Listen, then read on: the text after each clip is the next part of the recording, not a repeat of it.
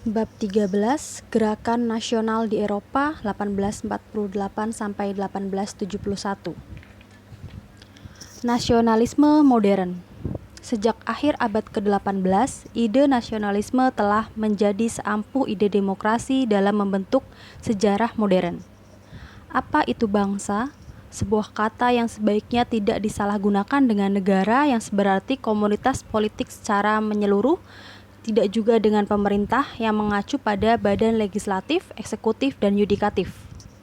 Sebuah bangsa bisa didefinisikan sebagai rakyat atau sekumpulan rakyat yang dipersatukan oleh cita-cita dan tujuan yang sama.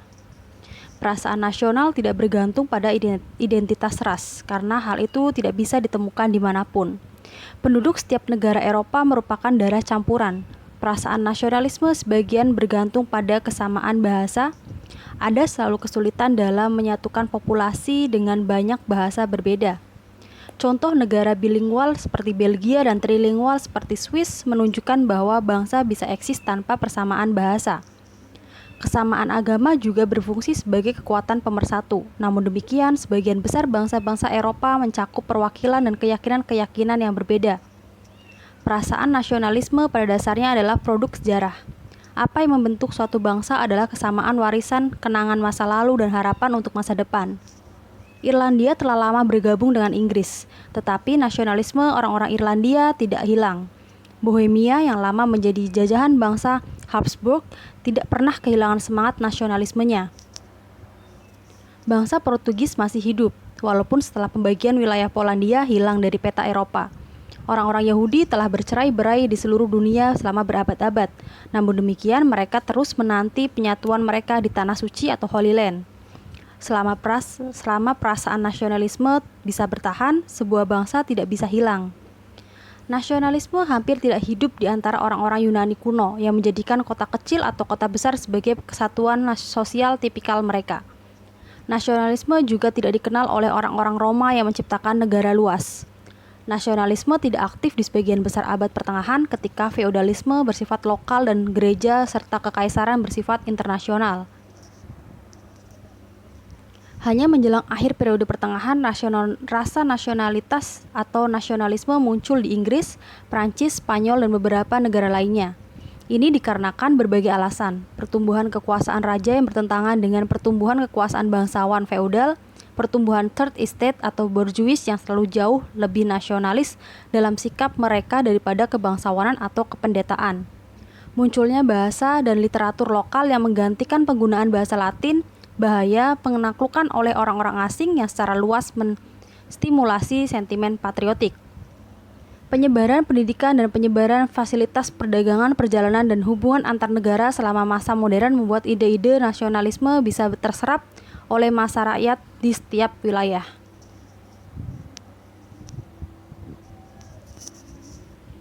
Mereka mulai merasakan ketertarikan bersama dan menyebut diri mereka sebagai bangsa.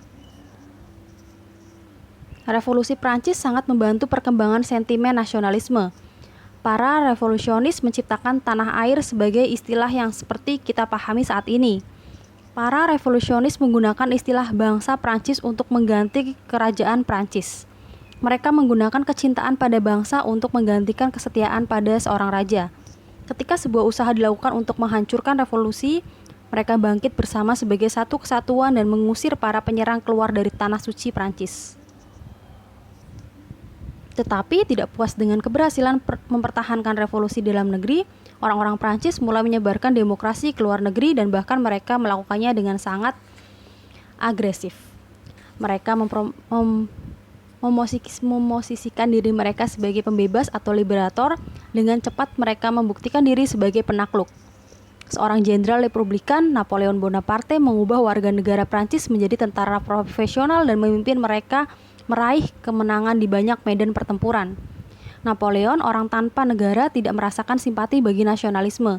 Terlepas dari Eropa yang terdiri dari banyak negara independen dan sering bermusuhan, ia ingin membentuk persatuan Eropa meniru model yang diciptakan Kekaisaran Charlemagne. Ia bahkan berminat jika ia sukses dalam kampanye militer di Rusia untuk memindahkan ibu kota wilayah jajahannya, dan melalui tepi sungai Tiber ia ingin menghidupkan kembali kejayaan Kekaisaran Roma. Napoleon melakukan semuanya sebelum akhirnya ia terlibat konflik dengan berbagai bangsa, bukannya dengan para raja. Sentimen nasionalisme yang telah menyelamatkan Prancis Republik sekarang menginspirasi Inggris dalam perang panjang melawan Kaisar Prancis, mendorong rakyat Portugal dan Spanyol untuk memberontak melawan Napoleon dan memperkuat keinginan rakyat Austria, Prusia, dan Rusia untuk tidak pernah menerima despotisme asing. Apa yang bangsa Habsburg, Hohenzollern, dan Romanov gagal lakukan berhasil dicapai oleh bangsa-bangsa jajahannya. Perlawanan nasional terhadap Napoleon muncul di seluruh benua Eropa dan menghancurkan kekaisaran Napoleon. Reaksi yang muncul akibat Kongres Vienna dikendalikan sehingga tidak bisa menghancurkan aspirasi nasionalisme bangsa-bangsa Eropa. Seperti yang kita pelajari di bab sebelumnya, nasionalisme bergabung dengan sentimen liberal atau demokratis yang dibangkitkan oleh Revolusi Prancis untuk memprovokasi pergolakan revolusioner antara 1815 dan 1848. Gerakan ini hanya memperoleh kesuksesan parsial, tetapi selama 23 tahun berikutnya memperoleh kemenangan mencolok dalam penyatuan Italia dan Jerman. Napoleon III dan Kekaisaran Prancis kedua 1852 sampai 1870. Sejarah Eropa dari 1848 hingga 1871 didominasi oleh tokoh Kekaisaran Prancis kedua, Louis Napoleon, yang mempengaruhi nasib Prancis, Italia, Jerman, Austria, dan Rusia hampir sedalam yang dilakukan Napoleon Bonaparte setengah abad lebih awal. Ia adalah anak laki-laki saudara Napoleon bernama Louis, yang pernah menjadi Raja Holland dan setelah kematian Napoleon II menjadi kepala House of Bonaparte. Kehidupan awal Louis Napoleon penuh dengan petualangan. Dibuang dari Prancis saat restorasi Bourbon, ia menemukan jalannya ke banyak negara dan bahkan di Italia ia menjadi anggota masyarakat rahasia revolusioner atau Revolutionary Secret Society. 2 kali ia berusaha memprovokasi pemberontakan di Prancis melawan monarki Orleans dan demi keuntungan dinastinya. Di kesempatan pertama ia muncul di Strasbourg dengan mengenakan topi, sepatu boot, dan pedang milik pamannya atau Napoleon Bonaparte, tetapi jimat ini tidak mencegah penangkapan terhadap dirinya dan ia dideportasi ke Amerika Serikat. Peniruan kembali dari Elba membuat dirinya dipenjara selama 6 tahun di sebuah benteng Prancis. Ia kemudian melarikan diri ke Inggris dan menunggu di sana dengan penuh keyakinan terhadap nasibnya hingga peristiwa-peristiwa di tahun 1848 membuatnya kembali ke Prancis. Keterpilihan dirinya sebagai Presiden Republik Prancis segera terjadi. Louis Napoleon saat menjadi Presiden Prancis bersumpah untuk tetap setia pada Republik dan menganggap sebagai musuh negara mereka semua yang berusaha dengan cara-cara ilegal untuk mengubah bentuk pemerintah yang sudah berdiri. Berbagai peristiwa segera menunjukkan bagaimana sumpah itu dijaga dengan baik. Pamannya, Napoleon Bonaparte, telah mengalami kemajuan karir sangat pesat dan jabatan konsul hingga menjadi kaisar. Ia, Louis Napoleon, sendiri bertekad menggunakan jabatan presiden sebagai batu loncatan menuju mahkota kekaisaran.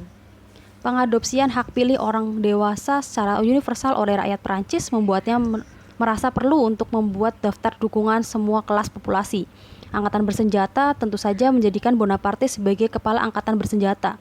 Para petani dan borjuis merasa diyakinkan kembali ketika Louis Napoleon jauh dari radikal, membuka diri sebagai penjaga properti dan kepentingan bisnis.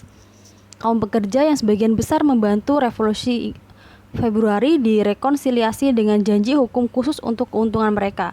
Maka dengan cerdik Louis Napoleon menjilat kelompok-kelompok yang memiliki pendapat berbeda di Prancis sebelum ia memperoleh tujuannya. Konstitusi Republik telah membatasi masa jabatan presiden selama 4 tahun tanpa hak khusus untuk dipilih kembali. Louis Napoleon tidak ingin pensiun dan ia memutuskan untuk melakukan kudeta. Di hari peringatan pertempuran Austerlitz, pasukan yang loyal menguasai Paris, membubarkan Dewan Legislatif dan menahan lawan-lawan utama presiden. Pemberontakan di jalanan ibu kota dengan kejam berangus oleh tentara Louis Napoleon dan di seluruh Prancis ribuan republikan dipenjara, diasingkan atau dipindahkan ke wilayah-wilayah koloni di luar negeri. Rakyat Prancis ketika diminta oleh plebisit untuk mengekspresikan pendapat mereka mengenai peristiwa yang sedang berlangsung, meratifikasi mereka dengan mayoritas besar. Louis Napoleon kemudian merubah pemerintahan dengan cara sedemikian rupa untuk memberi dirinya kekuasaan absolut.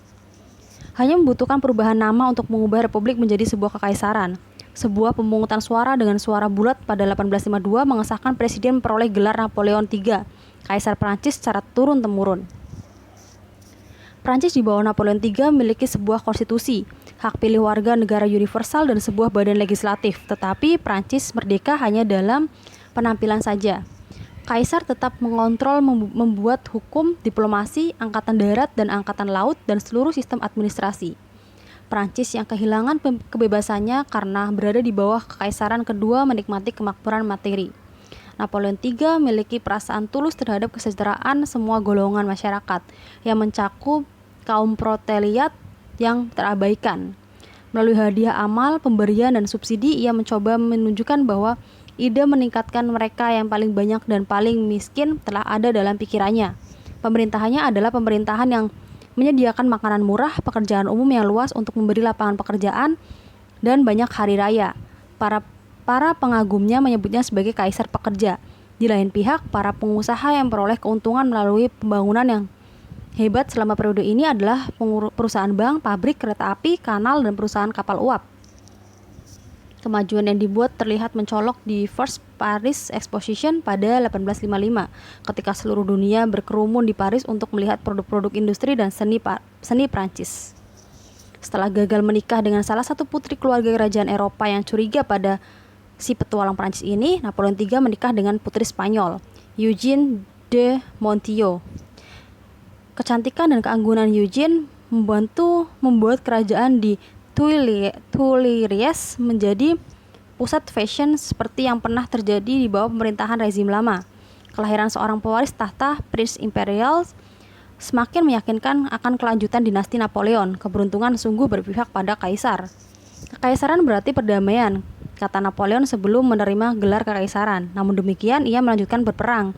Seperti pamannya, ia percaya bahwa rakyat Prancis menginginkan kejayaan militer sebagai bentuk kepuasan mereka. Kaisar baru 2 tahun berkuasa sebelum melibatkan Prancis dalam perang Crimea melawan Rusia. Perang ini menghasilkan Treaty of Paris, sebuah perjanjian diplomatik paling penting sejak perjanjian Vienna. Beberapa tahun kemudian, Prancis menang dalam perang Austro-Sardinian untuk pembebasan Italia. Pecahnya Italia. Terlihat sekilas pada peta seolah-olah Italia dengan Mediterania di ketiga sisinya dan pegunungan Alpen di sisi lainnya, secara khusus terbentuk oleh alam menjadi sebuah negara yang menyatu. Tapi peta bisa menipu. Jumlah dan posisi dataran rendah terusan Alpen menjadikan Italia bisa dimasuki dari utara dan barat laut. Dari sebelum awal sejarah, terusan-terusan ini bersama dengan lembah-lembah sungai yang mendekati terusan telah menjadi bentuk pintu masuk bagi bangsa penyerang. Bentangan semenanjung yang sangat panjang jika dibandingkan dengan lebar semenanjung membuat Italia terbagi oleh pegunungan Apennines menjadi 2 bagian yang sama, dan pemisah lembah Po dari bagian Italia juga tidak menguntungkan bagi penyatuan Italia. Sejumlah keadaan historis bahkan menjadi lebih baik menguntungkan. Bangsa Lombards, Franks, Normans, dan Jerman belum termasuk Muslim dan Bizantis yang menempati Italia selama abad pertengahan membagi semenanjung Italia menjadi negara-negara kecil, lemah, dan saling bermusuhan. Di masa berikutnya, bangsa Spanyol, Prancis, dan Austria menguasai sebagian wilayah semenanjung Italia dan memerintah melalui para pangerannya. Paus juga bekerja sepanjang abad pertengahan dan abad modern untuk menjaga fragmentaris Italia. Mereka menyadari bahwa unifikasi berarti kepunahan States of Church, atau setidaknya ketergantungan kepausan pada kekuasaan sekuler, dan mereka merasa bahwa ini akan mencampuri urusan dengan imparsialitas yang diterapkan oleh kepala gereja terhadap Katolik Roma di seluruh States of Church. Lebih lanjut, orang-orang Italia sendiri tidak memiliki cita-cita nasional dan menjaga kekunoan tradisi komunitas kota yang terpisah dan diperintah oleh raja-raja lalim atau pemerintahan mandiri lainnya, kecuali dengan negara-negara independen seperti Genoa, Pisa, Milan, Florence, dan Venice.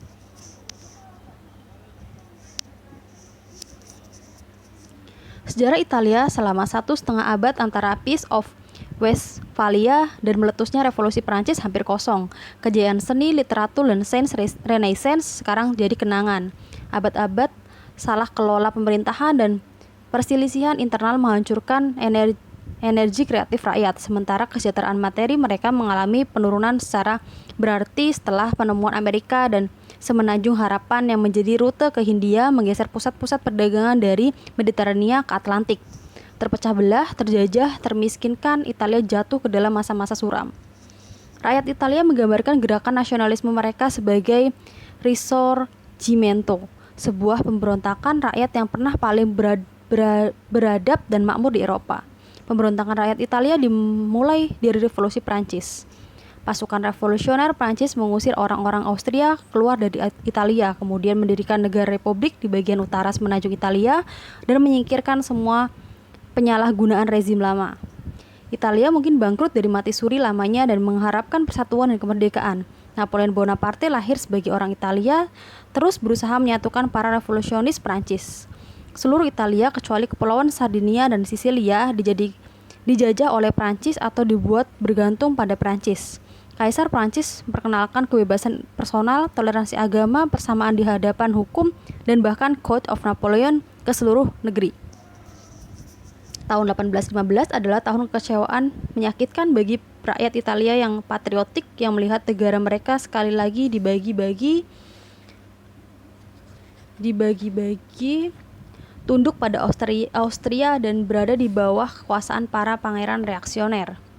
Orang-orang yang pernah mengalami pemerintahan tercerahkan Napoleon tidak akan menyetujui restorasi rezim lama. Masa besar borjuis, kebanyakan bangsawan, dan sejumlah artisan pelajar sekarang mulai bekerja untuk mengusir orang-orang Austria dari semenanjung Italia dan untuk pembentukan pemerintahan berkonstitusi di berbagai negara. Tidak dapat mengagitasi secara terbuka, orang-orang Italia ini mulai menggunakan metode bawah tanah. Sebuah masyarakat rahasia, Carbonari atau charcoal burner atau pembakar arang muncul dari Freemasons, menyebar ke seluruh Italia dan menghasut revolusi pertama yang kalah. Revolusi antara 1820 sampai 1821 dan 1830. Dalam melawan Austria, setelah kegagalan revolusi tersebut, masyarakat rahasia menghentikan semua kegiatannya dan membentuk organisasi revolusioner lainnya bernama Young Italy di bawah pimpinan Mazzini. Giuseppe Mazzini, nabi Italia modern, dilahirkan di Genoa dari keluarga kelas menengah dan terhormat. Diberkati dengan semua antusiasme dan semangat moral nabi, Mazzini dari masa awal dewasa mengabdikan dirinya untuk regenerasi bangsanya. Ia membenci orang-orang Austria dan ia membenci para pangeran yang melayani Austria daripada Italia. Di masa ketika rintangan-rintangan terlihat tidak bisa dilalui, ia percaya bahwa 20 juta rakyat Italia bisa membebaskan diri mereka sendiri jika mereka bersedia meninggalkan kepentingan lokal dan berselisih di dalam patriotisme. Pekerjaan besar Mazzini menginspirasi banyak orang dengan keyakinan ini, sehingga bisa mengubah apa yang tampak seperti utopia menjadi cita-cita yang bisa diwujudkan. Di 1831, Mazzini mendirikan masyarakat rahasia bernama Young Italy. Masyarakat rahasia ini hanya beranggotakan orang-orang berusia di bawah 40 tahun yang memiliki semangat tinggi, rela berkorban dan bersumpah bekerja sebagai misionaris kemerdekaan di seluruh Italia. Moto organisasi ini adalah Tuhan dan rakyat. Tujuannya adalah pembentukan negara republik. Sejauh hasil praktisnya yang diperhitungkan, Young Italy terbukti sangat efektif bagi Carbonari. Namun demikian, organisasi Young Italy bisa menjadi antusiasme untuk nasionalisme Italia selama lebih dari 1 dekade. Sementara itu, kelompok-kelompok politik lainnya mulai terbentuk. Banyak orang patriotik yang tidak suka prinsip-prinsip republik berharap membentuk federasi negara-negara Italia di bawah kepresidenan Paus. Lebih banyak orang lagi mempercayai monarki konstitusional di bawah Raja Sardinia, Victor Emmanuel II dan Cavour. Kerajaan Sardinia mencakup tidak hanya Pulau Sardinia tetapi juga Savoy dan Piedmont di daratan utama Italia. Di pertengahan abad ke-19, Sardinia merupakan negara utama di Italia. Terlebih lagi, Sardinia adalah satu-satunya negara Italia yang tidak dikontrol oleh Austria sejak 1815 dan pada 1848, Sampai 1849, kerajaan Sardinia berperang dengan gagah berani melawan Austria, walau hasilnya mengecewakan. Setelah Paus Pius IX menunjukkan dirinya tidak berminat memimpin gerakan nasional dan setelah Mizani gagal dalam usahanya untuk membentuk Republik Roma, rakyat Italia mengalihkan perhatiannya kepada Victor Emmanuel II sebagai pemimpin paling menjanjikan dalam perjuangan kemerdekaan. Victor Emmanuel II pada 1849 naik tahta di Italia yang telah mengalami kekalahan, dibebani dengan ganti rugi perang yang besar dan tanpa kedudukan di Dewan Eropa. Pandangan ke depan sangat gelap, tetapi pemimpin baru ini menghadapinya dengan resolusi. Walaupun tidak sangat pintar, ia memiliki banyak akal sehat dan memiliki kualitas personal yang membuatnya populer. Ia adalah orang gereja yang taat. Ia juga liberal. Ayahnya pada 1848 telah menjamin sebuah konstitusi untuk Sardinia. Ia mempertahankan Sardinia terlepas dari protes Austria. Ketika seluruh raja Italia kambuh menjadi absolutisme. Setiap jenis patriot, Katolik Roma, Republikan, dan konstitusionalis mendukung raja jujur ini untuk menepati janji-janjinya. Beruntung bagi Italia, Victor Emmanuel II mempunyai seorang menteri hebat dalam diri bangsawan Piedmontese, Count Cavour. Wajahnya yang datar, kotak dihiasi dengan janggut kasar, matanya setengah tertutup yang berkilau di balik bingkai kacamatanya, dan tubuhnya yang pendek, kekar tidak menunjukkan bahwa ia seorang negarawan. Namun demikian, Cavour adalah orang terpelajar dan melakukan banyak perjalanan di berbagai tempat. Ia mengenal negara Inggris dengan sangat baik. Ia memuji sistem parlementer pemerintahan Inggris. Dan ia sangat membenci prinsip-prinsip absolutisme. Tidak seperti Mizani yang puitis dan spekulatif, Cavour memiliki semua kesabaran, kewaspadaan, dan penguasaan dasar-dasar penting untuk pemimpinan yang berhasil. Perlu ditambahkan juga bahwa usahanya bagi unifikasi Italia menjadikan dirinya kadang-kadang tidak bermoral mengenai metode yang diterapkan. Pada suatu kesempatan ia bisa menggunakan semua trik permainan diplomatik di mana tangan Italianya bagus, jarang kehilangan kelicikannya. Cavour menjadi Perdana Menteri Sardinia pada 1852, sebuah posisi yang ia terus pertahankan dengan satu interupsi singkat, hingga kematiannya 9 tahun kemudian dengan setia didukung oleh Victor Emmanuel II. Cavour melakukan setiap usaha untuk mengembangkan sumber daya ekonomi kerajaan, mendorong pendidikan, dan mereorganisasi angkatan bersenjata. Ia menjadikan Sardinia negara yang kuat dan liberal, cukup kuat untuk menghadapi Austria, cukup liberal untuk menarik semua negara Italia lainnya. Tidak kalah berhasilnya adalah manajemen urusan luar negeri Cavour. Saat diangkat sebagai Perdana Menteri, ia mendeklarasikan bahwa Sardinia harus membentuk kembali di Eropa, sebuah posisi dan prestis yang setara dengan ambisinya. Perang Crimea memberi Sardinia kesempatan untuk mewujudkan hal ini. Walaupun Sardinia hanya memiliki kepentingan di Eastern Question, namun demikian Sardinia mengirim 20.000 pasukan untuk berperang bersama dengan Inggris dan Prancis melawan Rusia. Sebagai imbalannya, Sardinia diikut-sertakan dalam Kongres Prancis sebagai salah satu pihak yang berperang. Kongres ini mengakhiri Perang Crimea. Sardinia sekarang memiliki tempat terhormat di meja Dewan Eropa dan memiliki dua kawan kuat yaitu Inggris dan Prancis. Selalu praktis dan berpikiran jernih, Cavour mulai mencari sekutu militer untuk menghadapi pertempuran melawan Austria. Opini publik di Inggris Raya memihak para patriot Italia, tetapi para negarawan Italia menganggap diri mereka masih terkait dengan ketetapan Vienna dan tidak bisa bergantung pada bantuan material. Di lain pihak, Prancis di bawah Napoleon III yang ambisius menawarkan diri sebagai sekutu yang prospektif bagi Sardinia. Kaisar Prancis tampaknya memiliki simpati tulus untuk Italia. Ia suka menganggap dirinya sebagai pembebas negara-negara terjajah dan ia tidak ragu-ragu melanggar perjanjian-perjanjian pada 1815. Perjanjian-perjanjian yang mempermalukan dinasti Napoleon dan Prancis. Sebagai imbalan atas diberikannya Duchy of Savoy dan pelabuhan Nice kepada Prancis, Napoleon III menjanjikan bantuan militer untuk mengusir orang-orang Austria dari Italia. Cavour selanjutnya memprovokasi pemerintahan Austria sehingga menyatakan perang. Provokasi ini penting dilakukan sehingga Austria terlihat sebagai agresor di mata Eropa. Agen-agen Cavour secara rahasia melakukan gangguan-gangguan di Lombardy dan Venesia. Prancis Joseph I, Kaisar Habsburg, menjadi sangat marah dan akhirnya mengirimkan ultimatum kepada Sardinia dengan menawarkan pilihan antara pelucutan senjata atau perang. Cavour dengan senang hati menerima pilihan kedua. Dadu dilemparkan, ujar Cavour, dan kita telah membuat sejarah. Persatuan Italia 1859 sampai 1870. Pertempuran ini berlangsung hanya dalam beberapa bulan. Sardinia dan Prancis menghadapi semua masalah yang ada di hadapan mereka. Kemenangan pasukan sekutu ini di Magenta memaksa Austria keluar dari Milan. Kemenangan sekutu di Solferino memaksa Austria meninggalkan Lombardi. Setiap orang sekarang mengharapkan Austria diusir keluar dari Venesia juga. Namun demikian, Napoleon III beranggapan bahwa dirinya telah cukup melakukan tugasnya.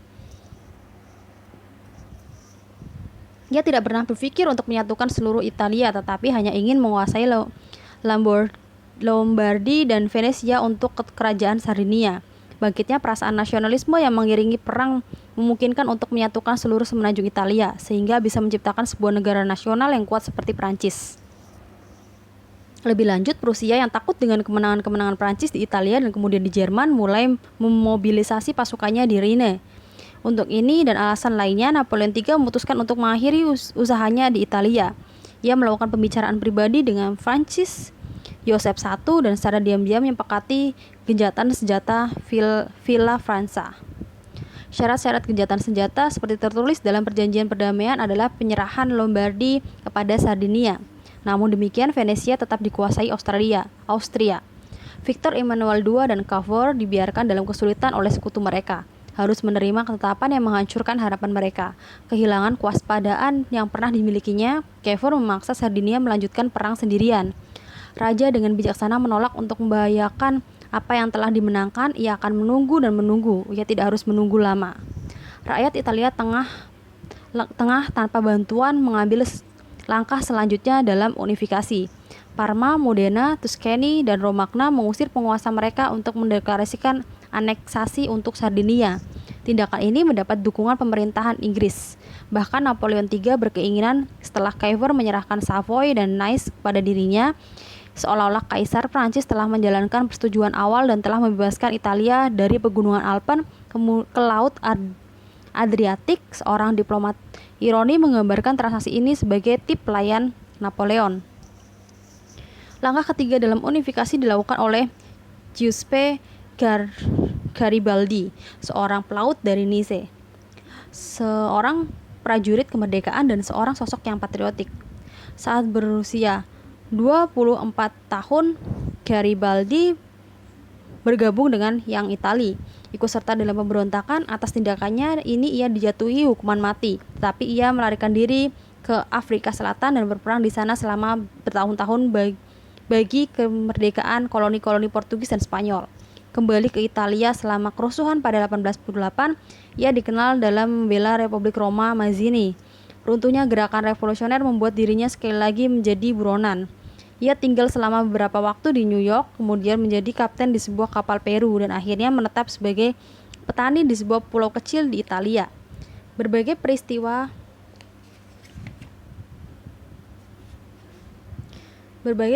pada 1859 membuatnya kembali ke panggung politik, dan ia secara efektif ikut serta dalam kampanye melawan Austria. Ketika rakyat Sisilia meruntuhkan aturan Bourbon pada 1800, Garibaldi datang membantu rakyat Sisilia bersama dengan 1.000 relawan Kaos Merah. Ia terlihat seperti ekspedisi tolol, tetapi bagi Garibaldi dan relawan Kaos Merah, semua ini mungkin saja. Dalam sebulan mereka telah menguasai seluruh pulau Sisilia. Kemudian mereka menyeberang menuju daratan Italia dan segera memasuki Naples dengan kemenangan. Rakyat Tusiles memungut suara untuk aneksasi bagi Sardinia. Garibaldi kemudian menyerahkan negara taklukannya kepada Victor Emmanuel II dan kedua pejuang kemerdekaan ini, Liberator, berkuda bersisihan menyusuri jalan-jalan di Naples di antara pujian rakyat. Diplomasi Cavour, intervensi Napoleon III, pedang Garibaldi dan keinginan rakyat akhirnya menyatukan sebagian besar wilayah Italia di dalam 2 tahun. Parlemen Nasional bertemu di Turin pada 1861 dan menyerahkan mahkota Italia kepada Victor Emmanuel II. Cavour meninggal dunia segera setelah itu. "Izinkan aku berdoa untukmu, anakku," kata seorang pendeta pada Cavour yang sedang sekarat. "Ya, Bapak," jawab Cavour. Tetapi kita berdoa juga untuk Italia. Kerajaan baru tidak cukup lengkap. Venice dan wilayah-wilayah tetangga masih dikuasai oleh Austria. Roma dan sebuah wilayah States of Cards dikuasai oleh Paus. Dua konflik besar Eropa memberi Victor Emmanuel kedua wilayah ini. Venesia jatuh ke Italia pada 1866 sebagai hadiah atas aliansi dalam Prusia dalam Perang Austro-Prusia. Kaum plebisit Venesia dengan hanya 69 suara menolak menyetujui tindakan ini. 4 tahun kemudian, Perang Franco-Jerman meletus, memaksa Napoleon III menarik pasukan Prancis dari Roma. Pasukan Italia segera menguasai Roma. Penduduk Roma dengan suara mayoritas menyetujui aneksasi bagi monarki. Di 1871, kota Tujuh Bukit ini yang pernah menjadi ibu kota Kekaisaran Roma menjadi ibu kota kerajaan Italia. Namun, penguasaan wilayah-wilayah ini tidak cukup untuk menyatukan kerajaan Italia. Masih ada Italia Irredenta. Italia belum bersatu. Distrik di sekitar Trent di pegunungan Alpen atau Trentino dan distrik di sekitar Trieste di dekat Laut Adriatik tetap berada di bawah kekuasaan Austria. Keinginan untuk memperoleh kembali provinsi-provinsi yang hilang adalah salah satu alasan yang membuat Italia pada 1915 mendukung pembentukan sekutu dalam Perang Dunia. Perpecahan Jerman. Unifikasi politik Jerman menjadi kemenangan mencolok untuk nasionalisme, walaupun unifikasi ini tidak mencakup penyingkiran kekuasaan asing seperti dalam kasus Italia. Kesatuan nasional tidak bisa diwujudkan selama sejumlah kerajaan, duchy atau kadipaten, prinsipalitas, dan kota-kota merdeka membebani tanah Jerman. Negara-negara ini warisan dari feodalisme secara praktis telah merdeka sejak berakhirnya perang 30 tahun.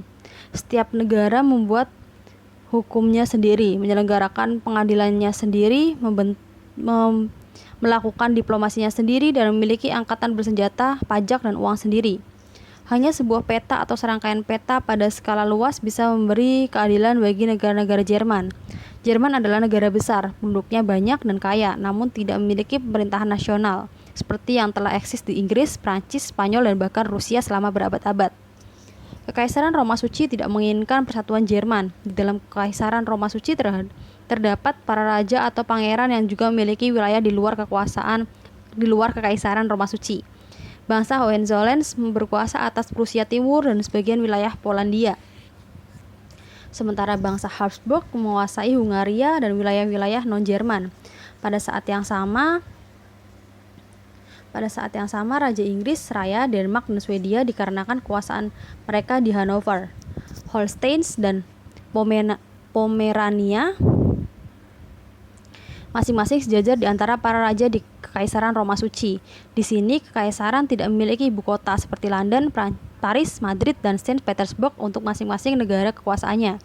Salah satu ironis sejarah yang terjadi adalah bahwa Jerman berhutang pada Napoleon Bonaparte atas tindakan-tindakan awal yang memungkinkan terbentuknya unifikasi di kemudian hari. Melalui Treaty of Campo Formio dan perjanjian-perjanjian berikutnya, Napoleon memastikan Prancis menguasai wilayah Jerman di bagian barat Sungai Rhine. Ini artinya melucuti kekuasaan hampir 100 raja atau pangeran dan atas wilayah mereka.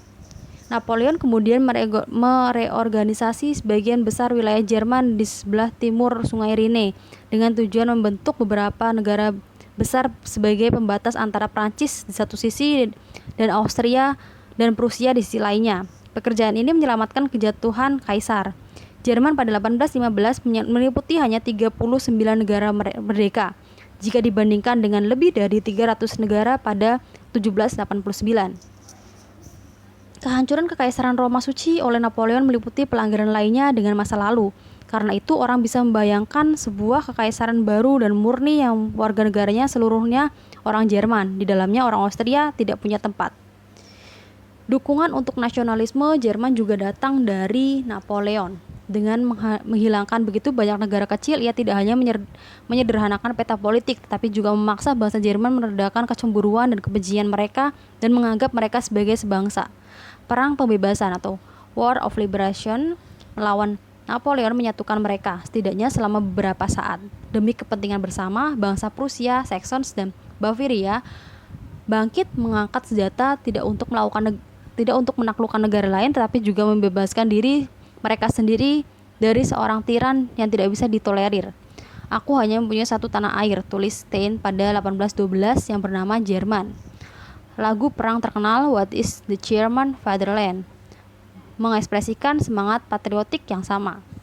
Harapan para nasionalis Jerman dihancurkan oleh Kongres Vienna. Konfederasi Jerman yang sekarang menggantikan Kekaisaran Roma Suci bukanlah sebuah persatuan negara-negara, tetapi lebih sebagai persatuan para raja. 6 raja, 7 duk utama, 9 duk, 11 pangeran, dan 4 kota merdeka bersama dengan Raja Netherlands untuk Luxembourg dan Raja Denmark untuk Holstein. Setiap anggota konfederasi tetap independen, kecuali dalam urusan-urusan luar negeri yang dikendalikan oleh sebuah Diet. Para delegasi untuk Diet semuanya dipilih oleh para raja dan tunduk pada instruksi raja. Kekuasaan para delegasi dibatasi oleh aturan masyarakat, kesepakatan suara bulat untuk menyetujui setiap tindakan penting. Mudah melihat bagaimana di bawah keadaan semacam itu, Diet menjadi sinonim untuk kelemahan dan kesia-siaan. Jerman yang masih terpecah secara politik menjadi satu kekuasaan secara ekonomi. Tarif pajak yang ditarik oleh setiap negara anggota konfederasi terhadap barang-barang dari setiap anggota lainnya sangat menghambat perdagangan dan industri. Untuk menghadapi kesulitan di Prusia membentuk Zollverein atau serikat pajak yang menjelang 1834 mencakup 18 negara. Semua negara lainnya kecuali Austria setelah itu ikut bergabung. Perdagangan bebas berlaku di antara negara-negara anggota Zollverein. Sementara pajak protektif yang tinggi melindungi mereka dari persaingan asing. Zollverein menunjukkan pada rakyat Jerman manfaat serikat pajak dan mendorong rakyat untuk melihat Prusia atas pencapaian Zollverein. Pertumbuhan Zollverein berbarengan dengan pembangunan jalan kereta api di Prusia dan negara-negara lainnya, sehingga mengikat Jerman lebih erat dalam satu sistem ekonomi. William I dan Bismarck. Kerajaan Prusia secara alami menjadi pusat persatuan. Populasi Prusia, kecuali orang-orang Polandia, seluruhnya adalah orang Jerman. Prusia telah memimpin Jerman dalam pertempuran heroik melawan Napoleon, dan sejak 1850 Prusia telah mewakili sebuah konstitusi yang jika tidak demokratis tidaknya mewujudkan langkah pemerintahan parlementer. Kepentingan Austria sebaliknya terbagi antara orang Jerman dan sejumlah bangsa non-Jerman, dan pemerintah Austria adalah pendewaan reaksi.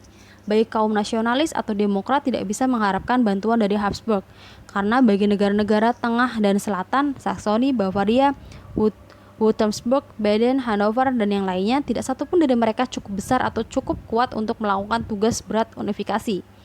Tetapi jika Hohenzollern melaksanakan unifikasi, bagaimana mereka akan melakukannya? Apakah mereka akan melayani Jerman dengan menggabungkan Prusia di bawah negara Jerman seperti Sardinia digabungkan di Italia, atau apakah mereka akan memerintah Jerman? Jawaban untuk pertanyaan-pertanyaan ini akan segera datang. Kematian Frederick William IV pada 1861 membuat saudaranya William I naik tahta di usia 64.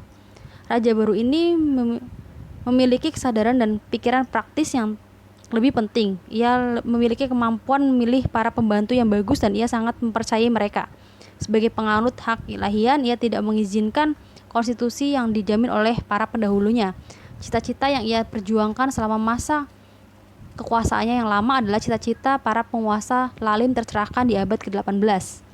William adalah lebih dari seorang prajurit. Mobilisasi Prusia di masa perang Austro-Sardinia meyakinkan dirinya bahwa pasukannya membutuhkan penguatan senjata paling berat di Eropa seperti pada masa Frederick Agung. Dengan bantuan Albert von Roon sebagai menteri perang dan Helmut von Moltke sebagai kepala staf angkatan bersenjata, Raja sekarang membawa skema untuk reformasi angkatan bersenjata. Layanan militer universal telah diadopsi oleh Prusia selama perang Napoleon, tapi banyak orang tidak pernah dipanggil untuk bekerja di angkatan bersenjata atau hanya diizinkan bekerja di angkatan bersenjata dalam waktu singkat saja. William I mengusulkan untuk pemberlakuan wajib militer sehingga jumlah pasukan menjadi berlipat ganda. Skema William I mendapat tantangan dari kaum liberal Prusia yang melihat dalam skema tersebut sebuah aliansi menjijikan antara militarisme dan autokrasi. Mereka beranggapan bahwa jumlah tentara yang terlalu besar dapat digunakan untuk memesona rakyat dan melumpuhkan semua agitasi demokratis. Kaum liberal menjadi mayoritas di DPR rendah dan menolak pengeluaran yang lebih besar untuk reformasi angkatan bersenjata. William I memutuskan untuk turun tahta jika ia tidak bisa menjadi yang terhebat dalam masalah-masalah militer. Kebuntuan atau deadlock terjadi. Deadlock hanya terpecahkan ketika raja memanggil Otto von Bismarck untuk menjadi menteri utamanya. Orang yang melumpuhkan liberalisme Jerman dan menciptakan Jerman yang militeristik dan imperial adalah golongan Junker yang sejak dari awal telah menjadi pendukung utama absolutisme Hohenzollern. Kelahiran, pelatihan, dan inklinasi menjadikan von Bismarck seorang aristokrat, musuh demokrasi, musuh pemerintahan parlementer. Ia dilahirkan di Brandenburg dari sebuah keluarga kaya dan memperoleh pendidikan di Göttingen dan Berlin. Namun di universitas-universitas ini ia memperoleh reputasi sebagai peminum bir dan suka berkelahi daripada belajar. Bismarck mudah memasuki parlemen Prusia dan dengan cepat menjadi terkenal sebagai orang vokal dari monarki hak keilahian. Kemudian selama 8 tahun ia menjadi anggota delegasi Prusia di Frankfurt Diet, di mana ia memiliki wawasan yang tidak tertandingi dalam dunia politik Jerman. Ia kemudian menjadi duta besar untuk Rusia dan kerajaan-kerajaan Prancis, melengkapi pelatihan diplomatiknya. Sekarang di usia 45 tahun dengan postur tubuh tinggi dan kuat serta pikiran cerdas, ia sekarang berada di garis depan Prusia. Para menteri di bawah konstitusi Prusia tidak dipilih oleh parlemen dan tidak bertanggung jawab kepada parlemen. Karena itu, para menteri dengan dukungan raja dan angkatan bersenjata bekerja dengan mengabaikan dewan legislatif. Inilah yang ingin dicapai oleh Bismarck. Selama 4 tahun ia secara praktis memerintah sebagai diktator. Setiap tahun ketika parlemen menolak menyetujui suplai atau perbekalan yang diperlukan, Bismarck menarik pajak dan menghabiskan pajak tanpa persetujuan parlemen. Reformasi militer yang diperlukan kemudian dilakukan oleh tangan-tangan terampil Ron dan Moltke. Negara secara keseluruhan tampak menginginkan pelanggaran berani konstitusi ini. Opini publik, kecuali opini kelas menengah liberal, menggaungkan kembali kata-kata terkenal Bismarck. Tidak dengan pidato dan resolusi mayoritas adalah pertanyaan-pertanyaan besar masa kini yang harus diputuskan. Itu adalah kesalahan pada 1848 dan 1849, tetapi dengan darah dan pedang. Persatuan Jerman 1864 sampai 1871. Berhasil di dalam negeri, Bismarck sekarang memalingkan perhatiannya ke luar negeri. Ia dan raja bertekad menempatkan Prusia sebagai pemimpin Jerman. Ini artinya konflik dengan Austria karena pengalaman Bismarck dan Frankfurt telah meyakinkan dirinya bahwa Austria tidak akan pernah menyerahkan tempatnya di Konfederasi Jerman. Dari saat menjadi menteri utama, ia telah membuka bias anti-Austria. Ia menolak menerima Austria di Zollverein dan mengakui kerajaan Italia baru dengan ketergesaan yang tidak ramah. Akhirnya ia menolak kebijakan Austria di Schleswig-Holstein Question. Duchy atau Kadipaten Schleswig dan Holstein yang pertama memiliki penduduk bangsa Denmark dan Jerman. Yang kedua dihuni seluruhnya oleh bangsa Jerman, telah dipersatukan dengan Denmark melalui penyatuan personal oleh penguasanya. Mereka tetap independen dan dengan keras melawan semua usaha untuk menyatukan mereka dalam kerajaan Denmark. Sejak 1815, Holstein telah menjadi anggota Konfederasi Jerman. Masalah muncul di awal 1853 ketika Raja Denmark menetapkan sebuah konstitusi atas kadipaten yang secara praktis menghancurkan kemerdekaan mereka. Tindakan ini membangkitkan kemarahan di antara kaum nasionalis Jerman yang menginginkan Schleswig dan Holstein bersatu dengan Jerman. Bismarck melihat dengan jelas apa yang dimiliki kedua kadipaten ini. Kedua kadipaten ini terletak di posisi strategis antara Laut Baltik dan Laut Utara dan memiliki pelabuhan bagus di Kiel. Semua ini sangat dibutuhkan bagi pembangunan kekuatan laut Jerman. Aneksasi mereka adalah tujuan yang ingin Bismarck capai. Karena itu, ia mengusulkan intervensi gabungan oleh Austria dan Prusia. Austria setuju. Perang singkat meletus di mana Denmark kalah. Denmark harus menandatangani sebuah perjanjian di mana Denmark harus menyerahkan Schleswig dan Holstein ke pemegang gabungan. Sebagaimana antisipasi Bismarck, Austria dan Prusia tidak sejalan dalam pembagian kadipaten yang menjadi awal bagi konflik yang telah Bismarck provokasi antara House of Habsburg dan House of Hohenzollern. Sebelum permusuhan dimulai, diplomasi Bismarck yang cerdik mengisolasi Austria dari dukungan luar negeri. Napoleon III berusaha tetap netral dikarenakan janji Bismarck yang akan memberikan kompensasi wilayah untuk Prancis dan Prusia yang menang perang. Alexander II, Tsar Rusia, juga tetap netral sebagai imbalan atas bantuan Prusia dalam meredam pemberontakan orang-orang Polandia. Dengan Italia, Bismarck menegosiasikan sebuah perjanjian aliansi di mana Venesia berjanji memberikan bantuan militer untuk Prusia. Austria, di lain pihak, mendapat dukungan Saxony, Hanover, dan lebih sedikit negara-negara Jerman. Berkat pengorganisasian angkatan bersenjata secara cermat oleh Roon dan berkat strategi brilian Moltke, perang menjadi perang 7 minggu. Prusia seketika mengambil langkah ofensif dengan cepat menguasai wilayah sekutu Jerman Austria. 3 angkatan bersenjata Prusia yang menyerang Bohemia menghancurkan musuh-musuh Austria dalam perang besar Sadowa atau Königgrätz. Francis Joseph I kemudian menyetujui perdamaian. Negosiasi lanjutan menunjukkan kenegarawan Bismarck. Raja Prusia ini memasuki Vienna dalam kemenangan, menerapkan ganti rugi besar dan mengambil bagian luas wilayah Habsburg.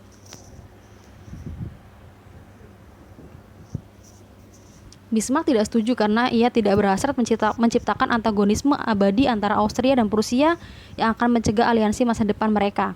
William I akhirnya menyuruh pada menterinya yang angkuh untuk menggigit apel masam perdamaian moderat.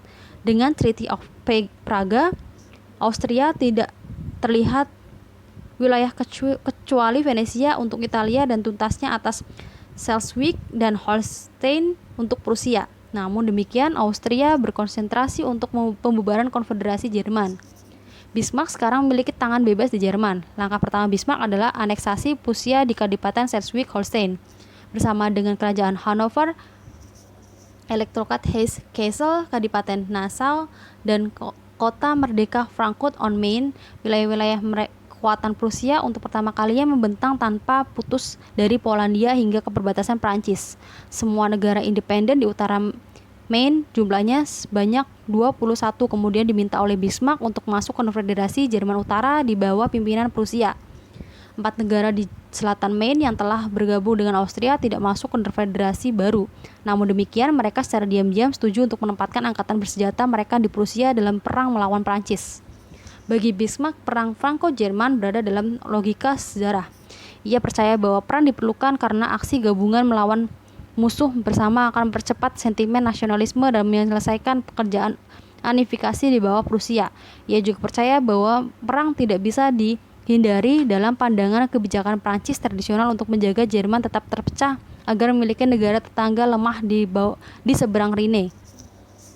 Kaisar tidak surut dari perjuangannya yang ia yakini untuk memuaskan opini Prancis dan jika menang akan perkuat konsolidasi dinastinya.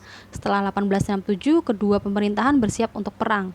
Di 1870, sebuah percikan api tunggal membuat kedua negara dalam bara. Revolusi pecah di Spanyol dan kaum liberal di sana telah menawarkan mahkota kepada sepupu William I. Napoleon III seketika memberitahu Raja Prusia bahwa ia akan menganggap penaikan tahta seorang Hohenzollern sebagai sebuah justifikasi yang cukup untuk perang. William kemudian memberikan jalan dan mempengaruhi sepupunya untuk menolak tahta kerajaan.